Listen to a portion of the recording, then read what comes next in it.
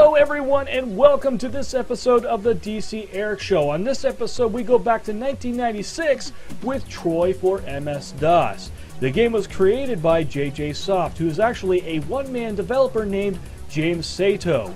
He actually has a few other games under his belt, which includes the sequel Troy 2000 and Mage Bros and a few other games which are for Windows 98. He also has a new company name, Saito Games. You can pick up these games from www.saitogames.com. Now, of course, Troy was made for DOS, and it's a little difficult to play Troy on newer operating systems. And that is because, well, DOS is no longer an operating system we use anymore. But thanks to DOSBox, we can now emulate DOS to play applications or even games. And I guess that also includes that we can play Troy now. You can pick up DOSBox from www.dosbox.com. Now, of course, I'd like to share with you guys my memories with Troy, and that goes back to my early high school years. Back in those days, I was looking for a computer, and a teacher of mine had mentioned to me that he had some computers, but they had DOS. And of course, yes, at the time, Windows was getting popular, and that's what I was interested in, but he showed me a lot of cool things. A DOS operating system called GeoWorks, which was kind of like Windows, but again for DOS. And then he showed me a lot of wicked DOS games and applications. So I got really interested in DOS and started looking for my own games, which included Troy.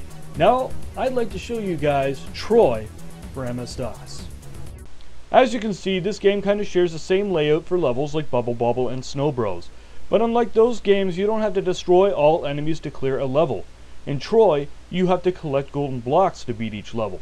Another thing different from Bubble Bobble and Snow Bros is that you can gain access to expanded parts of levels by simply jumping to holes on the left, right, top, or bottom of the screen.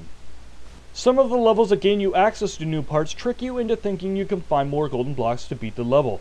That, of course, is not always true, and you will end up having to restart the level. Every time you fail a level, you can press the escape button, and then you have the option to restart the level or quit the game.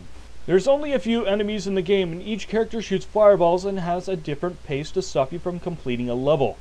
There's also many obstacles that will make you feel like Indiana Jones because they are pretty difficult. The first 4 or 5 levels get recycled later in the game, but include different enemies that are more faster and also shoot fireballs quite fast. I wouldn't say that really changes how difficult those levels were, but after they were completed, it was from that point on the levels became more difficult. There's about 30 levels in the game, and sorry, yes, spoiler alert, the last level is actually kind of like a bonus level of sorts. Level 29 is actually the final level and the most difficult of all.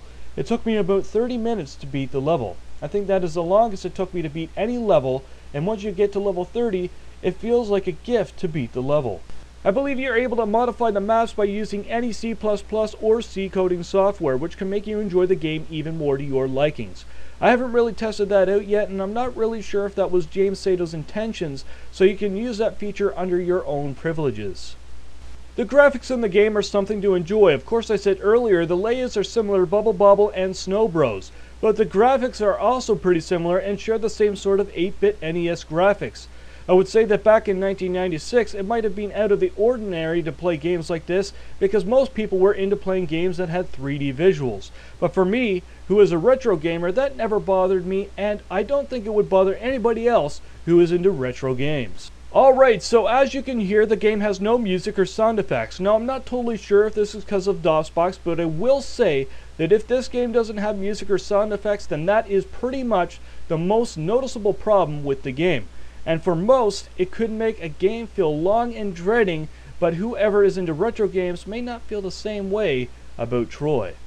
The next thing I'd like to talk about is the controls. I use the keyboard, however you can use a joystick as well, either using DOSBox built-in joypad feature or using a tool like Joy2Key. I enjoy using the keyboard, and the controls were quite accurate and pretty simple to use. It might become more difficult in later levels where you have to press buttons more accurately to get to different platforms, but all in all, I wouldn't say it was that bad. But as for joypad users, it may not feel as comfortable as a keyboard. Now, as for the difficulty, it does start off quite easy, but as you get further into the game, you'll notice that it gets more difficult. The level design was pretty accurate, but as said earlier, it does feel quite lazy that a few levels got recycled, but that is only for a few levels. Now if you felt like the game was easy and you'd like to make it a bit more difficult, at the main menu you can change the pace of the game from slow to mid and to fast.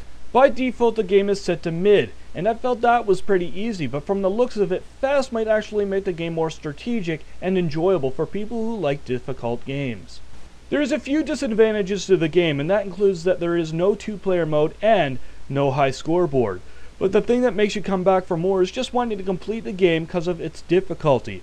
I was actually happy to beat the game and be awarded with a congratulations screen. Alright everyone, well I hope you enjoyed Troy for MS-DOS. If you'd like to get a copy for yourself, you can get it from www.dosgames.com. I hope you enjoyed this episode and come back to see another game I couldn't keep my hands off.